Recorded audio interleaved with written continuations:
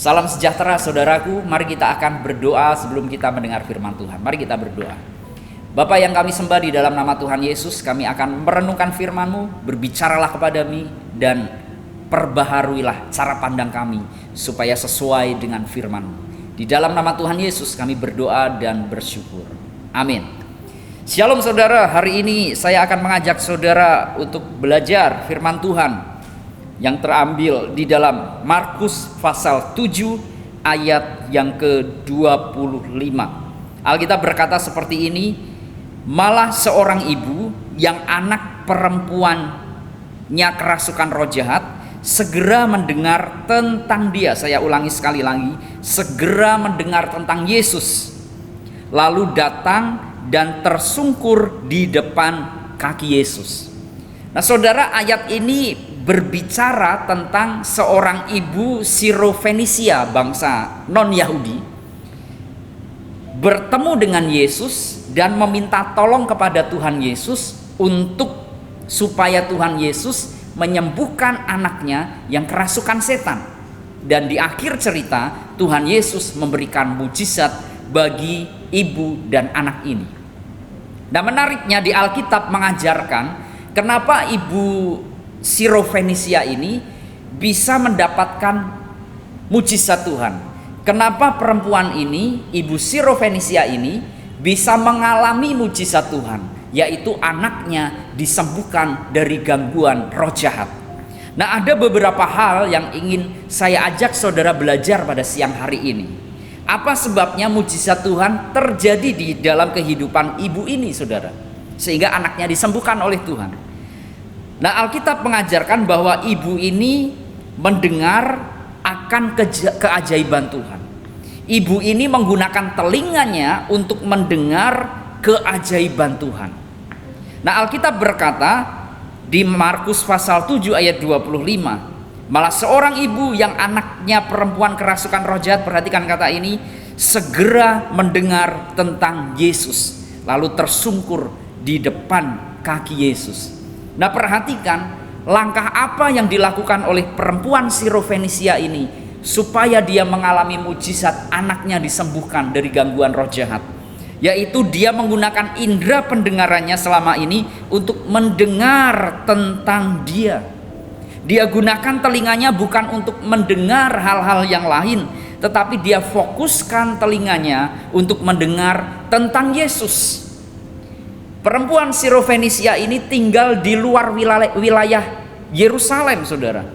Perempuan Sirofenisia ini tinggal di luar wilayah dari pelayanan Tuhan Yesus.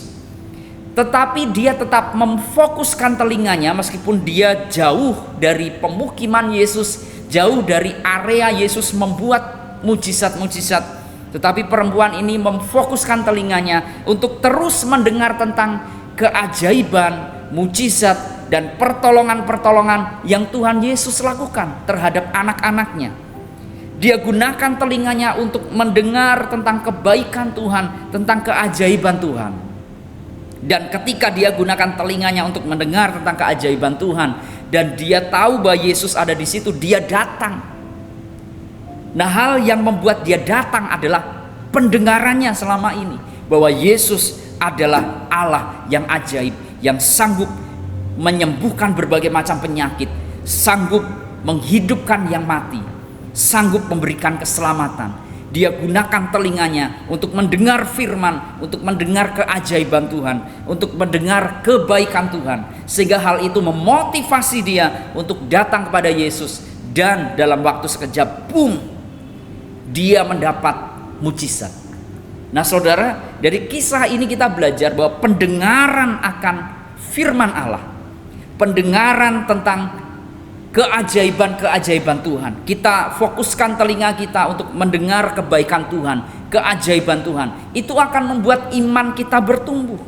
Karena firman Tuhan berkata, iman timbul dari pendengaran, dan pendengaran akan firman Allah.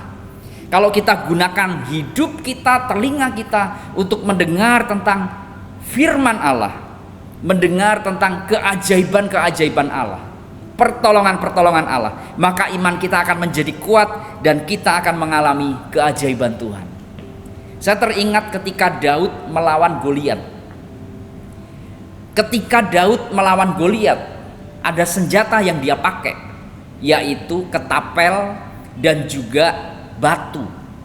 Nah, banyak orang-orang Kristen taunya senjatanya cuman itu, saudara, ketapel dan batu. Tapi jangan lupa di Alkitab pernah menyebutkan bahwa waktu Daud melawan Goliat dan mengalahkannya, dia ambil ketapel, dia ambil batu yang licin, dan satu lagi yang sering orang lupa, dia ambil tongkat gembalanya. Nah, menarik sekali, apa fungsi tongkat di dalam mengalahkan Goliat? Karena tongkat fungsinya untuk menggembalakan kambing domba, menggiring kambing domba ketika Daud menggembalakan. Nah, tahukah saudara bahwa di dunia perjanjian lama para gembala itu menggunakan tongkat gembala untuk menggiring domba-domba mereka.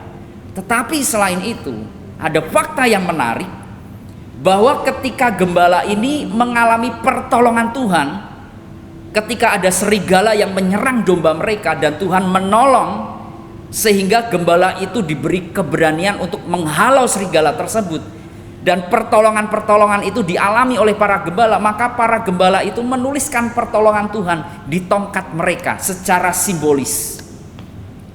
Dan ketika gembala ini mungkin didatangin perampok, tetapi dengan cara yang ajaib Tuhan membebaskan gembala dan domba-dombanya dari kawanan perampok dengan ditolong oleh orang lain atau dengan cara yang ajaib, maka para gembala menuliskan pertolongan Tuhan, kebaikan Tuhan, keajaiban Tuhan di tongkat gembala mereka secara simbolis. Bisa berupa angka, bisa berupa simbol gambar, bisa berupa kata kunci di situ.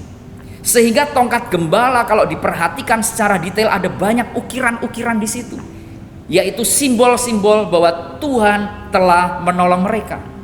Makanya tidak heran ketika Daud melawan Goliat, Daud berkata, "Aku mendatangi kamu bukan dengan pedang dan tombak dan lembing, tetapi aku mendatangimu dengan firman Tuhan, dengan Allah barisan orang Israel, dan dengan tongkat yang terukir di situ pertolongan Tuhan yang ajaib." Dia pegang, dia ingat, dia dengar itu, sehingga Goliat kalah pada waktu itu.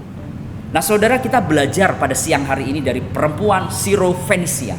Dia gunakan telinganya untuk fokus kepada kebaikan Tuhan, pertolongan Tuhan, sehingga itu membuat imannya terus bertumbuh dan dia sanggup mengalami dan menyelesaikan penderitaan yang dia alami. Anaknya disembuhkan Tuhan. Nah, oleh karena itu gunakan telinga kita untuk mendengar firman, untuk mendengar tentang kebaikan-kebaikan Tuhan. Mari fokus tentang kebaikan Tuhan di dalam hidup kita, karena itu senjata kita untuk kita bisa menang terhadap penderitaan dan mengalami mujizat yang Tuhan sediakan. Nah, mari kita belajar bersama-sama, gunakan pendengaran kita untuk fokus mendengar keajaiban-keajaiban Tuhan, terutama di tengah pandemi ini. Mari tetap dengar tentang pemeliharaan Tuhan. Mari ingat terus, Alkitab berkata, ingatlah berkatnya, hitunglah berkatnya satu persatu, supaya kita ingat terus berkat-berkat Tuhan, sehingga iman kita terus bertumbuh dan kita mengalami mujizat Tuhan. Tuhan Yesus memberkati. Mari kita berdoa. Bapa yang kami sembah, di dalam nama Tuhan Yesus, meteraikan firman-Mu di dalam hati kami, supaya kami menggunakan telinga kami untuk fokus mendengar tentang betapa besar perbuatan Tuhan, betapa besar keajaiban Tuhan, sehingga iman kami terus bertumbuh dan kami memiliki iman, dan iman itu menghantarkan kami kepada mujizat Tuhan.